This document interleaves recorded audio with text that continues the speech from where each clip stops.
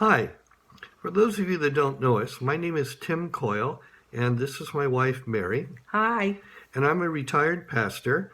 And while I was working on a PhD at Westminster Theological Seminary, we started attending EP and stayed there for just shy of 20 years. And a year ago, March, we moved down here to Williamsburg, Virginia, and are very, very happy here. We are now members of a PCA church down here called Grace Covenant Presbyterian Church, and we are pretty active. We go to a history class that meets once a week, and I joined the bulletin crew, and we are part of a home group, and we have about maybe six couples who participate, and it's a lot of fun.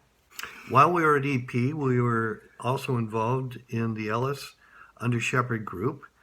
And here in Williamsburg, I teach actually two Bible studies, as well as the Bible study portion of our home group.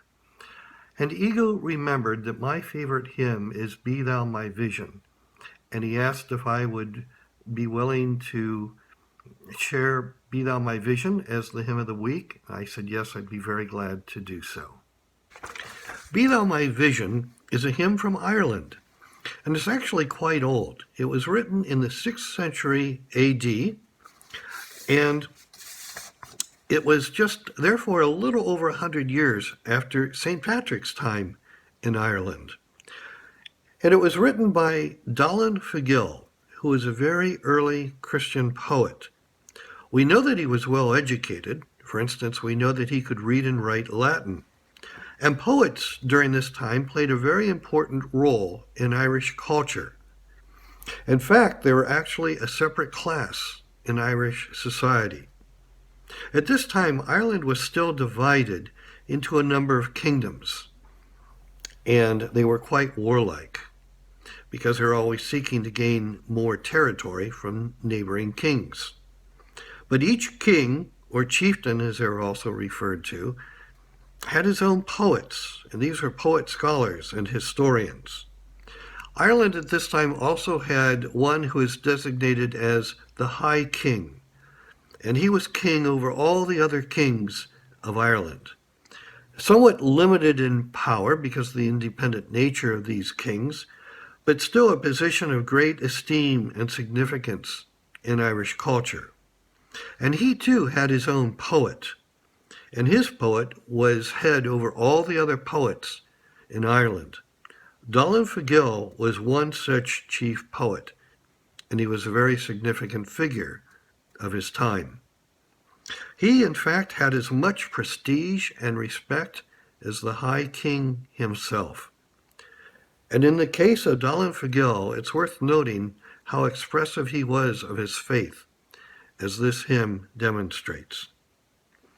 But Dallan Fagill wrote Be Thou My Vision as a poem, and therefore it was intended to be read rather than sung. Later, it became part of the Irish monastic tradition, and it was chanted. And then several centuries after that, it was put to music, and at that time finally became a hymn. But it's not the music that we're familiar with today. So therefore, although the text, To Be Thou My Vision, is quite old, the hymn as we know it is not. In fact, Be Thou My Vision was not translated from the Old Irish Gaelic into English until 1905. And then it was not put into the verse form that we're familiar with until 1912. And then finally, in 1919, it was combined with the tune that we know today. So we've only had it as it is a little over 100 years. The tune to which it is sung today is called Slain, and it was an old Irish folk song. Now, I'd just like to touch a little on some of the imagery and richness of the lyrics of this hymn. First of all, it is a prayer because it is addressed to God. And in the first stanza, we notice lines like, Thou art my best thought, by day or by night. And he's speaking of God. And in the third stanza, he wrote, Be thou my battle shield, sword for the fight.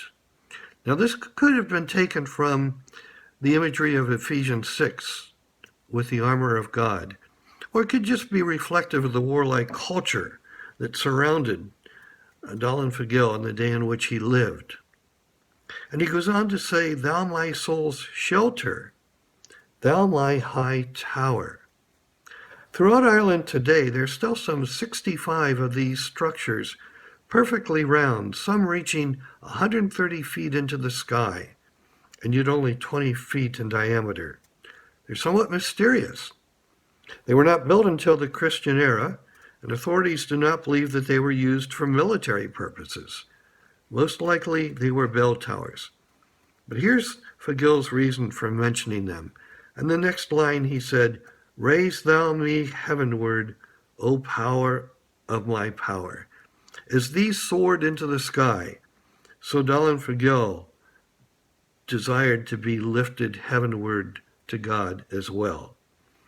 In the fourth stanza, he refers to a high king, but not the high king of Ireland.